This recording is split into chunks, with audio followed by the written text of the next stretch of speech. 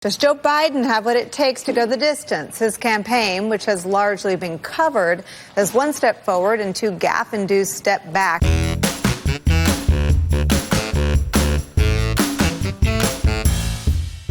The campaign should take the next 3 weeks of coaching and mock interviews and simulations, whatever they need to do to get him there on this, because he can do it.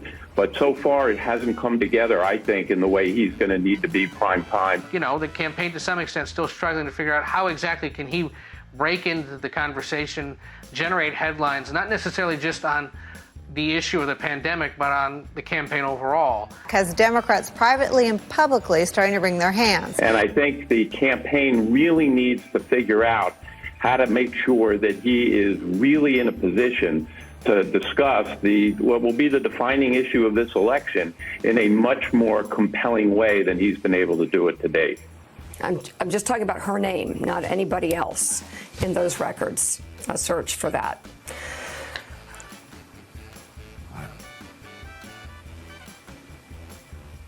Nothing classified with the president or anybody else. I'm just asking, why not do a search for Tara Reade's name in the University of Delaware records? Look, I mean, who does that search? You know, there's during World War II, where Roosevelt came up with a thing that was totally different than he called it the World War II. He had the War Production Board, 6 policy working groups, one on the economy, one on education, one on criminal justice. It should be reform, not punishment. One on immigration, climate change, and the economy. If you agree with me, go to Joe 30330.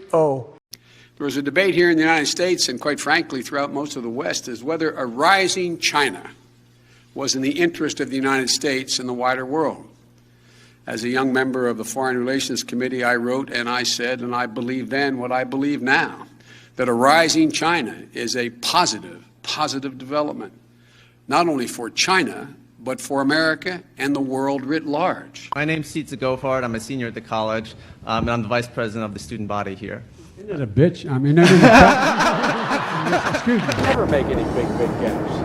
I mean, you guys love saying that about me. Often his handsiness and comments no DC-30 are likened to those of a crazy but lovable uncle. But as they veer toward the more bizarre variety, it's raising questions about appropriate behavior for someone eyeing the White House. So earlier this week, Biden publicly used the term Shylocks in reference to aggressive money lenders.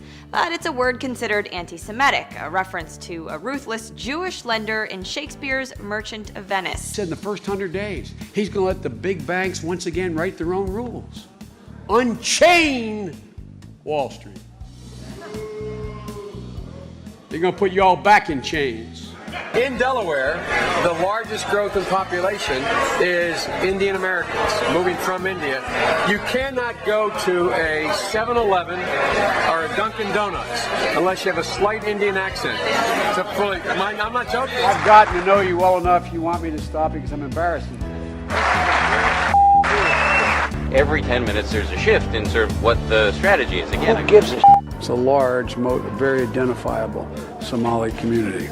There's an awful lot who are driving cabs and are friends of mine, for real. I'm not being solicitous. I'm being serious. Only 15 Somalis live in the entire state, according to the Census Bureau.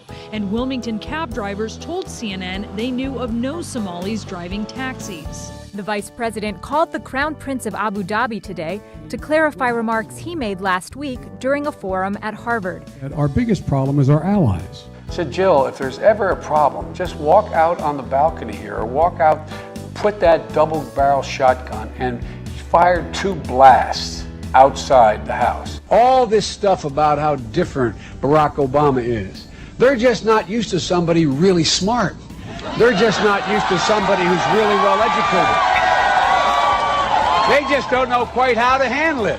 Because if he's as smart as Barack is, he mustn't be from my neighborhood. His mom lived in Long Island for 10 years or so.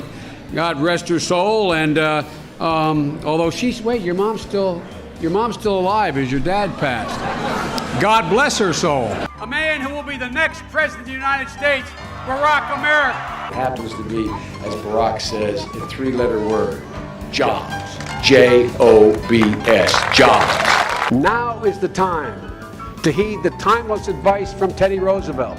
Speak softly and carry a big stick. End of quote. I promise you, the president has a big stick. Buy a shotgun. Buy a shotgun.